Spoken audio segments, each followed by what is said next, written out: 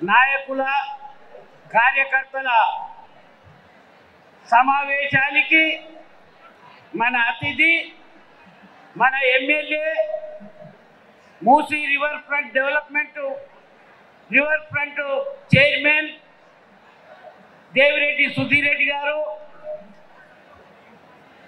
అలాగే ఉద్యమ నాయకులు, మాజీ కార్పొరేటర్లు, డివిజన్ అధ్యక్షులు, మాజీ డివిజన్ అధ్యక్షులు, మిగతా నాయకులందరికీ వేదిక మీద ఉన్న ఇక్కడ విచ్చేసిన సోదరిమణులకు, పాత్రికేయ మిత్రులకు శుభాభినందనలు తెలియజేస్తూ, ముఖ్యంగా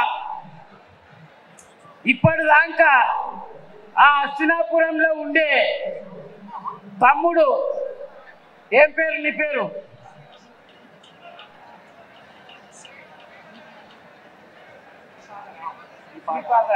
శ్రీపాదరాం చక్కగా చెప్పిండు, విషయం క్లుప్తంగా చెప్పిండు.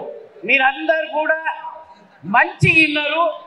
ఇది మనకు ఈ నెల రోజుల ప్రతిష్టాకరమైన ఈ 30 రోజుల టైము మనం వెచ్చించి సుధీర్ రెడ్డిని అత్యధిక మెజార్టీతో గెలిపించుకుంటే మనకు 5 సంవత్సరాలు సేవ చేస్తాడు.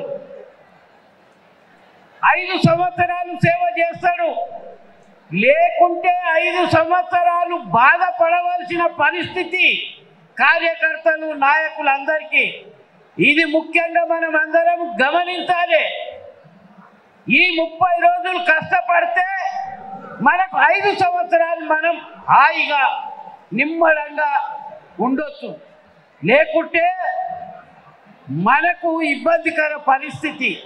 ఇక్కడ మనం సుధీర్ రెడ్డిని గెలిపించి శాసనసభకు పంపిస్తేనే, ఇలాంటి వాళ్ళందరూ గెలుస్తేనే మన ప్రియతమ ముఖ్యమంత్రి మళ్ళా 3వసారి హ్యాట్రిక్ కొట్టి ముఖ్యమంత్రి అవుతాడు.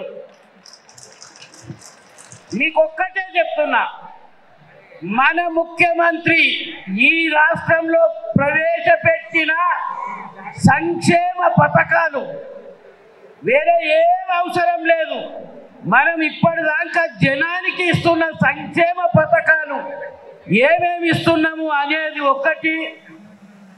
మన నియోజకవర్గంలో జరిగిన అభివృద్ధి ఏమిటి, సుధీర్ రెడ్డి వచ్చినాక జరిగిన అభివృద్ధి ఏంది, ఎక్కడెక్కడ ఎన్ని పనులు, కొన్ని వేల కోట్ల రూపాయలతో ఈ నియోజకవర్గంలో అయ్యింది. ఇప్పటిదాకా తమ్ముడు చెప్పినట్టు విదేశాలకు వెళ్ళి వాళ్ళ సిస్టర్ వస్తే తీసుకొస్తే ఎక్కడ తీసుకుపోతుర్రు అన్నట్టు వాస్తవం. ఒక 5-6 ఏళ్ల కింద వచ్చిన వాళ్ళు ఇప్పుడు వస్తే ఎల్బీ నగర్ను గుర్తుపట్టలేరు, బైరామాలు కూడా గుర్తుపట్టలేరు, అటు నాగోలు కూడా గుర్తుపట్టలేరు. ఈ విధమైన పరిస్థితులు ఇప్పుడు మనకు వచ్చింది. కొద్దిగా జర నిశ్శబ్దంగా ఉంటే బాగానే. ఇది సుధీర్ రెడ్డి చేసిన డెవలప్మెంట్. ఈ డెవలప్మెంట్ మనం ప్రజలకు చూస్తున్నారు, జనమంతా చూస్తున్నారు. నియోజకవర్గ ప్రజలు ఏమవుతున్నది, పోయిన సంవత్సరం వర్షాలు వస్తే కాలనీలు మునిగిపోయినాయి. మరి ఈసారి ఆగమేఘాల మీద సుధీర్ రెడ్డి టెండర్లు పిలిపించి కేటీఆర్ గారి అండతోని ఫండ్స్ తీసుకొచ్చి నాలాలు కట్టిపించి చేసి ఒక్క కాలనీ ముంగకుండా చేయకుండా చేసిన ఘనత సుధీర్ రెడ్డిది. ఇంత పెద్ద నియోజకవర్గంలో ఇన్ని డెవలప్మెంట్ కార్యక్రమాలు 1-2 అని కాదు. ఇవాళ 118 జీవో వచ్చేదా, చుట్టుపక్కల ఇసొంటి ల్యాండ్స్ చాలా ఉన్నాయి. ఏ ఎమ్మెల్యేనన్నా ఈ 118 జీవో తీపిచ్చిండా అని అడుగుతున్నా. ఎవ్వరు చేయలే, ఎవ్వరు చెప్పలే. 8,000 కుటుంబాలకి ఇది లాభం చెందింది. ట్యాక్స్ విషయంలో హైయెస్ట్ ట్యాక్స్ ఇక్కడ ఎల్బీ నగర్లో ఉన్నది.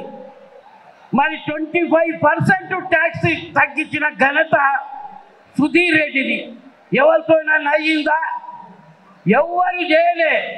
కనుక మనకు పని చేసే నాయకుడు కావాలి. పని చేసే నాయకుడు ఉన్నప్పుడే ఏ నియోజకవర్గమైనా డెవలప్మెంట్ అవుతుంది.